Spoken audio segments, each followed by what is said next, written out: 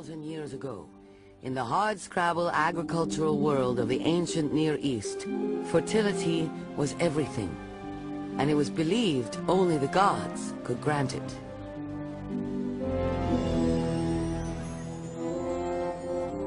It was a time before the Bible. A minor clan called the Hebrews was surrounded by many pagan tribes: Canaanites, Ammonites, Philistines. These prayed to a god called Baal for rich harvests, fertile flocks, and many children to work the soil. Their worship of this pagan deity may have included communal sex rites. They would have sexual relations within the cult, and what you had behind this was sympathetic magic, that an action on a small scale would produce the like effects on a large scale. So by the sexual intercourse within the cult, it was thought that this would produce fertility in the land, in animals, in human beings, and it was all geared to natural religion. These sex rituals done in the ancient world all stem from the practice of idolatry. Idolatry is a term used to describe the worship of a man-made object or cult image as a god. Ishtar, Baal, and Moloch were just some of the idols ancient Israelites prayed to. To honor the different gods and goddesses, people of ancient Israel created shrine temples. Inside these temples were male and female shrine prostitutes called Kodesh. Worshippers would go into the temples and engage in anal sex acts with the priests and priestesses of the fertility goddess in order to ensure that they would have a fertile life. Every scripture that is used by Christians to persecute homosexuality has a direct reference to idolatry and shrine temple sex. Leviticus 18:22 is the most popular scripture used against homosexuality. Whether you talk to an anti-gay protester on the street or visit a local church in your community, Christians without any hesitation uses the clobber passage of Leviticus. Thou shalt not lie with mankind as with womankind, for it is an abomination.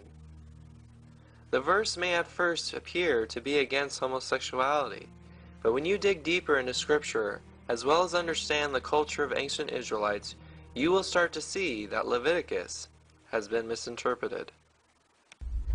In the beginning of Leviticus 18, the Lord orders Moses to tell the Israelites to not follow the practices of the Egyptians where they once lived, nor follow the practices of the Canaanites where the Lord was taking them to. So what were the Canaanites practicing? In the Canaanite religion, the people prayed to the god Moloch. He was a fire god made of iron and looked like a bull. The Canaanites believed in sacrificing their children to this false god in order to have a blessed life. Plutarch, an ancient Greek historian, writes, "The whole area before the statue was filled with a loud noise of flutes and drums, so that the cries of wailing children should not reach the ears of the people." The Canaanites also practiced sex rituals, which included male prostitutes. Male shrine prostitutes were common in the Canaanite religion. These sex practices were done to please their false gods, but were detestable in the eyes of the Lord. "And thou shalt not let any of thy seed pass through the fire to Moloch, neither shalt thou profane the name of thy God. I am the Lord. Thou shalt not lie with mankind as with womankind, for it is an abomination." It is important to note that in chapter 18, Moses writes from verse 6 all the way till verse 20 of different sexual relations that were not permitted by God. Then suddenly, out of nowhere, on verse 21, he mentions to not sacrifice children to the god Moloch. Why would Moses include something that seems to be off topic of what he's discussing? Why would he then continue to discuss sex practices that were not prohibited after verse 21? The reason is because verse 21 and 22 are in fact related. They are what you would call a cause and effect. Once you had sacrificed your child, in order to be fertile again, you would need to have a sex ritual. And since it was common for the shrine prostitutes to be male, the men would engage in sex with the male prostitutes, thus linking idolatry and sacred prostitution to be both an abomination. Abomination, by definition, is a vile, shameful, or detestable action. The word is thrown around a lot by anti-gay Christians because of Leviticus 18.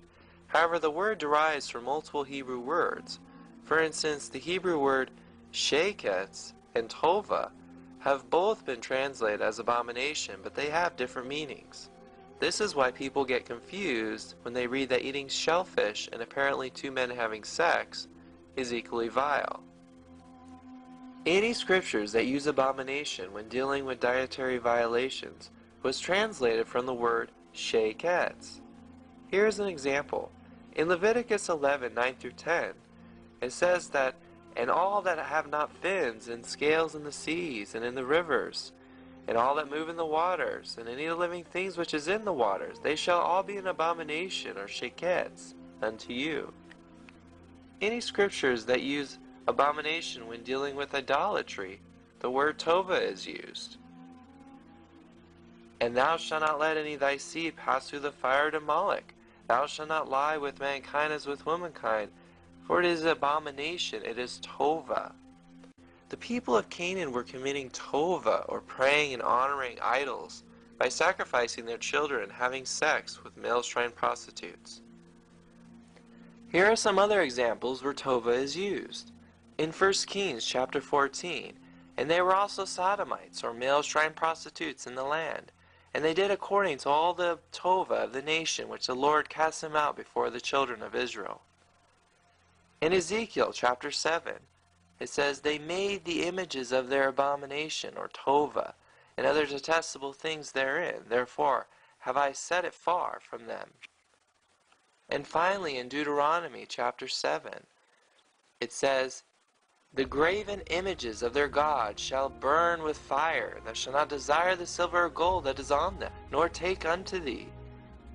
For it is an abomination, it is tova to the Lord thy God."